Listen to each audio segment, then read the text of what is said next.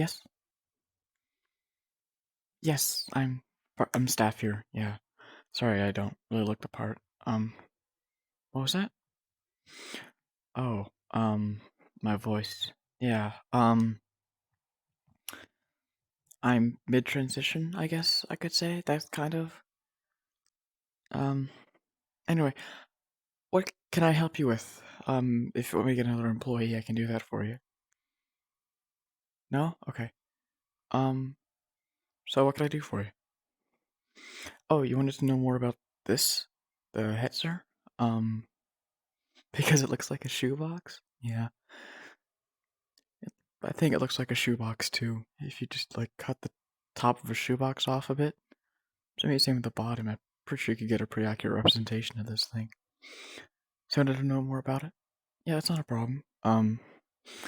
Well, as you can see on the sign, it's a uh, Jagdpanzer, excuse me, Jagdpanzer 38T or a Hetzer. I know I'm butchering that with the accent, but I'm still gonna try. As a historian, it is my duty to try. Um, but yeah, no, come closer and I'll give you a tour of it, I guess. Um, I know a fair bit about it, considering it is my favorite German tank from World War II, because it's a shoebox. So yeah, come with me and I'll show you around it.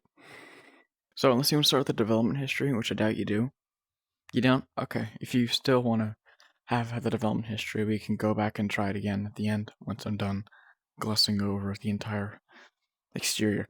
So, the tank itself was armed with a 7.5 centimeter Pack 38. I believe the L48 model as well. Carried at maximum 41 rounds comfortably in the ammunition stowage. That you can also see on the top if you go on the side and look up. You can see there's also an additional 7.92 MG34 with the standard 1,200 rounds of ammunition capacity. It had, I believe, a 6-liter, 7.8-liter engine. Like put out about 2.8 thousand RPM, so 2,800 RPM. Had a power to weight ratio of 7.5 per ton, I believe. So it wasn't exactly the fastest tank. I had a leaf spring suspension, which you can see here. It had about 1 foot 4 inches of ground clearance, which if you want to look under, you can see that as well.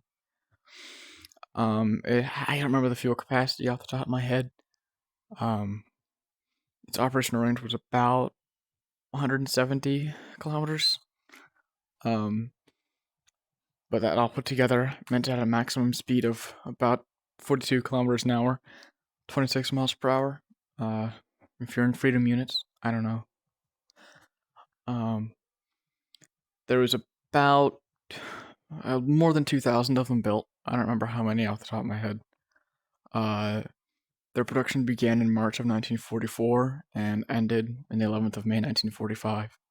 I remember that date specifically. Don't know why, but I do. They were made by BMM and to produce them. They were actually used by a couple of countries during World War II. So, of course, Germany. Hungary used some. I believe Czechoslovakia did as well. I don't remember any others that used them, but I know there were definitely some others. So it weighed about 15 tons, probably more. Over on the card, it says that it was about 6.38 meters long. It was 2.63 meters wide, and it's about 2.17 meters tall. Had a crew of 4, so you had the gunner, loader, commander, and driver. Pretty standard 4-crew setup. At most, it has 60 millimeters of armor. Not angled. With angled, it goes upwards more. I don't remember how much, but angled, there's more. But the least amount of armor it has is 8 millimeters, so it's in between there in some way. If you want to start on the development history, we can go ahead and do that. Or we can go to the other side and I can point out some other key details. What would you like to do? Other side? Okay. So if you look right here, you can see that 7.92 I was telling you about earlier. So that's the machine gun that it was using for any infantry that might have come up or aircraft. Although it didn't really have very good elevation, so it was mostly anti-infantry, if we're all being honest here. It had the standard mud flaps, mud skirts, whatever you want to call them. They weren't very efficient, but they had to be this short because of how these road wheels were designed, so to be able to take them off with relative ease. You have the headlamps right here. Standard issue, you see them on, well, similar on all of these tanks. You have the driver's hatch right there. 4 road wheels. I'm just pointing out random details at this point because I'm running out of fun facts about this tank. You had a toolbox back here. You could store all your tools. So if something broke down, you could get your tools out of here and unscrew this absurd amount of nuts. And, well, no, I first had to take the track off, of course, but then you could take the road wheel off. Other than that, I don't really have any other fun facts besides development history. Does that sound like fun to you? It does? Okay. So basically, the Hetzer is believed to have been based off of the Romanian, I'm gonna butcher this horribly, Maresal, Maresal, search it up if you would like to. The difference is not much. So about 1944 is when, of course, they began production. They were into production to replace the Martyr tank, which we have right here beside us. And there was about 2,000 of them, more than 2,000, of course, but there was about 2,000 built. They were produced all the way up into 1945 when the war ended. At which point, when the war ended, no more reason to make these, so they stopped. I don't remember how many survivors there are of these tanks, but Germany, of course, used them. I believe Hungary did as well. Romania, Poland, Czechoslovakia, and Switzerland as well used them. I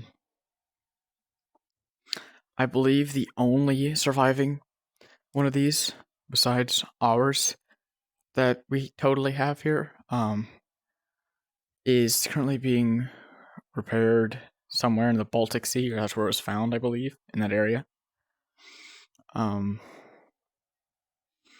Yeah, that's all the fun facts I have. Is there anything else I can interest you in teaching you about, or showing you what I totally don't know, or totally do know? I don't know. The variants? I believe there was... I don't know how many variants there were, but there were definitely command variants, so you'd have a variant like this, but just with an improved radio. That happened with the Panzer 3s and 4s, which is the K variants. All of the K variants of the Panzer 4s were command tanks. I believe you also had one of these with a flamethrower in it. So, imagine that. Getting killed by a shoebox with a flamethrower, that'd be fun. They had all the prototype versions of it, which are still based off of that Romania. I don't remember the prototype tank that they, I believe there's also a version with a 10.5 centimeter gun instead of the 7.5, so it's a big artillery version. Which is actually where I found love for this tank. In an MMO, well, not an MMO, but just a game. It's kind of that I kicked off my historical love and resolve. I won't name it. To let you try and guess it, because I'm a bitch, but yeah. Other than that, that's really all there is I know about this tank. I do know a bit about some of the other vehicles around, so if you have anything else you'd like to know, please let me know. Okay? When do I work here? I'm pretty much here every weekday. I always work the night shifts. Today's the one day I'm not, so you caught me at a lucky time. I always work the night just because no one really is here. Let's get to sit alone and be alone with the tanks. It's really fucking cool. I get paid for it too. It's fantastic. But yeah. What other tanks do we have? Well, in the other hangar behind us, well, not hangar, but garage behind us, we have a collection of Soviet-era tanks. We also have some vehicles outside, but they are not in the best of condition right now. I could take you out to show them, but eh. Do we have anything experimental? Our closest experimental tank would be right back there, which is the German King or Jagdtiger, I believe it is. It's Jagdtiger. I don't know how to pronounce it.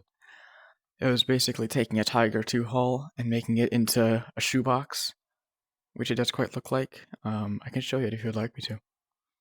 You wouldn't? Okay, sweet. So if you come here, here it is. The German Jagdtiger. It does look like a bit of another shoebox, if you ask me. It well, I don't know. It just looks kind of fun. Because it's a Tiger 2 chassis with a big shoebox turret, which didn't move. And here we have a Tiger 2. Oh, question. Do you like Beyblades?